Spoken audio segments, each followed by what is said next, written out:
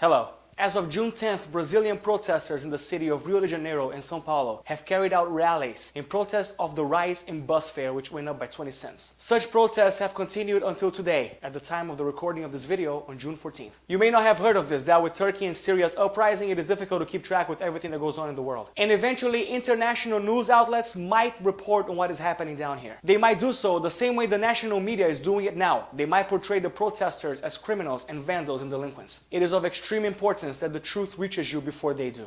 The recent uprising that is spurring in Brazil is not an act of unwarranted violence, and it is not gratuitous vandalism. It is the result of what happens when a society is forced to put up with the ludicrous, nonsensical laws that are created only to benefit the lawmakers themselves, and which result in a wealth and social gap so outrageous it would be cause for hilarity if it weren't true. Some of the policies proposed and approved by our representatives are as follows. And I assure you, as incredible as they may appear, I am not making them up. They are real and they are being exercised right now. Politicians have awarded themselves the privilege of receiving up to 3 extra months of salaries. So after resuming their year's pay in their December salary, they are paid thrice more, as if their year had 3 extra months. And their salary, by the way, is about 17,000 reais per month, while minimum wage stands at 600. Politicians have also awarded themselves privileges for paid expenses, such as air tickets, ranging from 10 to 22,000 reais. Government-provided housing expenses to the tune of 3 to 4,000 reais. Private phone expenses for up to 1,000 reais per month, as well as an amount between 60 and 82,000 reais of spending money, which they then can use in order to pay off whoever they claim is necessary for them to conduct their daily functions. Politicians sometimes take advantage of this by hiring friends and relatives for completely made-up positions, professions that don't exist,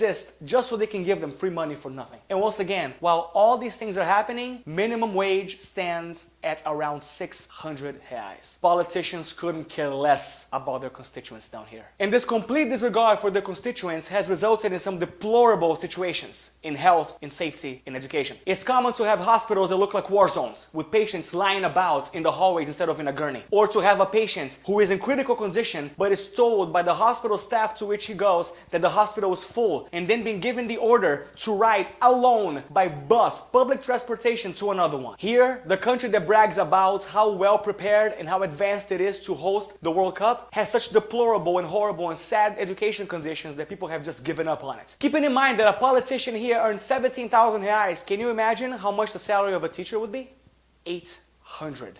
Imagine a person who went to college to exert a profession as important as teaching a generation of children to lead the country in the future, having to only allow herself 200 reais, or rather 200 bucks from your country per week to feed her family. That's how it is down here. And yet the Brazilian capital turns a cold shoulder to all this. While these disgraceful facts still persist and occur, they are building right now, or have concluded building by the time you watch this video, the Mané Garrincha, the most expensive soccer stadium to ever host a World Cup game, at the tune of 1.2 billion reais. 1.2 billion, while people starve in slums and die in hospital corridors. Also, in the subject of preparing for the important events of the World Cup and the Olympics, poor people that live around the areas that are being prepared to host the soccer games of the World Cup and the games of the Olympics have been evicted from their homes in a near Gestapo-esque fashion. The police have marked the front doors of their homes, preparing them to be run over by a bulldozer the next day. And any resident that tries to stand his ground and stay home is being met with crowd dispersion evasion techniques, including gunfire, with total disregard for women and children. And even now, as we speak, a bill is being discussed that will render the Supremo Tribunal Federal, the government body that is responsible for keeping politicians in check, completely useless. If this law is accepted, then politicians will run free and be able to do whatever they wish to without anyone to check on them. This is absolutely unacceptable. It has gone on for too long and people are sick of it. Only this time something substantial can be done, and that is where you come in.